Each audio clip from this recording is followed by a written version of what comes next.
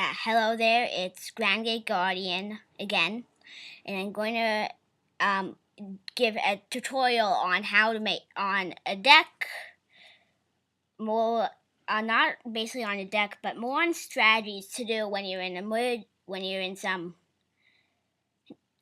emergencies, as well as combos that work really well together and require your opponent to have certain cards in the deck in order to defeat it. First of all, we're going to go over one combo that was recently shown in the anime. Not recently though, but it was shown in 5Ds. Using Morphtronic Magnon. You see, you can have while it's in defense position, your opponent cannot select another monster except Morphtronic Magnon as an attack target. Which means if you have two of them on the field, then your opponent cannot even attack. Because, first of all, one of the Morphtronic Magnets, you can only attack that. The other Morphtronic Magnet, you can only attack that, which means your opponent basically can't attack. And this is a real good tip. Morphtronic Clocken. Now, while it's in attack position, it gains 500 attack for each morph counter on it. While it's in defense position, once per turn, you can put one morph counter on this card, and you can tribute it to inflict 1,000 points of damage to your opponent for each morph counter on it. So you can summon it in defense position, and the turn you summon it, you can put one morph counter on it, tribute it, and inflict 1,000 points to your opponent's life points. Now, if you can't negate your opponent's attack, its defense is 1100, which is pretty high for the Morphtronic monsters. Now, if you have Morphtronic Red Eon, you can put that card in defense position. Well, in attack position, all Morphtronic monsters you control gain 800 attack, and while in defense position, Morphtronic monsters you control gain 1,000 defense. So you can have, and his defense is 900, so you can have him in defense position with Morphtronic Clocken, so it's pretty hard for him to be destroyed by battle, unless your opponent has card effects that isn't even being destroyed by battle. But it makes it really useful, especially if we have two on the field. Although you have to summon them at different times, it could be kind of difficult. But if you're able to get that far in the combo, then you know you have a really good thing. The strongest of the Morphtronic uses would probably be the Gadget Holder. Its effect is, it's a level 6 monster with 1,500 attack and 0 defense. And once per turn, you can send any number of Morphtronic monsters from your hand to the graveyard to have this card gain 800 attack for each. Think about it. Two monsters to the graveyard, it gains 1,600 attack, which brings it into a stage where it has 2,900 attack, which is incredibly powerful. Think about how high you could power it up. Eventually it becomes invincible, and since it doesn't require the Morphtronic monsters to stay in the graveyard, after you discard them all, since its effect is permanent, you can activate Factory of 100 Machines to remove from play all of them, and let Gadget Holder gain 200 attack for each monster you remove from play to make it instant KO attack. Now, if you have a plant type deck, you probably want this card, Seed of Deception.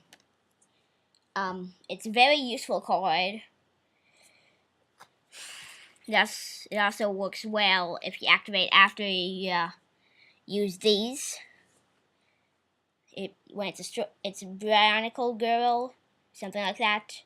It's level 3, and when it's destroyed by battle, you can add one plant type monster you control with 1,000 less defense from your deck to your hand. That includes, you can also bring this card to your hand with its effect. It has 1,850 attack and 700 defense. And each time a plant monster you control is sent to the graveyard, it gains 200 attack permanently. Now, also with Seed of Deception, you can also use this effect to summon Needles, the Italian creepy bush monster things, since they're tuners, which can be very useful. If they have 1200 attack and 400 defense for a level 2 monster, which is pretty powerful. And if they would be destroyed, you can destroy and never face a plant type monster instead. But either way, you probably won't use its effect, but it's great for tune summoning. You could, in other words, you could summon one non-tuner monster, that card, that tuner, and you could summon a low-level tuner, like, let's say you can summon Junk Synchron and Needles using Sea of Deception. You could get Junk Warrior out instantly, and then you could possibly use Monster Reborn to bring this Needles out on the field to increase Junk Warrior's attack by 1200, which gives it 3500 attack. So that's a great combo, actually, since I just thought that up. Now, another good card for making sure you're going to get the right card is using Dark Tinker, level 2, monster attack 1000, defense 1300, which I don't get why it's a level 2 monster. That would regularly be a level 4 monster compared to average stats. It's a tuner. When it's destroyed and sent to the graveyard, you can look at the top card of your deck, decide if you want to leave it on the top or put it to the bottom. That can be great if you don't like the card at the top of your deck. I'm not saying that that card below it is going to be better, but it can be very useful if you're in desperate need of getting a good card. So if the top card of your deck is a bad card, you can send it to the bottom so you don't have to deal with it. If you want a real good card that can be used almost anywhere, just well, let's go with Mosaic Manticore. Level 8, attack 2800, defense 2500. Standby phase of your next turn after you tribute summon it, you can special summon the 2 monsters that you use to tribute summon it. They cannot attack and effects are negated. So this actually, unlike Skill Drain where it just negates the main effects, well, like, if you use Skill Drain with Armor XE, it's a really bad card because during each of you and your opponent's standby phases, you have to remove 1 spell counter on your side of the field. But if you're able to tribute it with that, it'll be special summoned from the graveyard with its effect negated completely, unlike Skill Drain.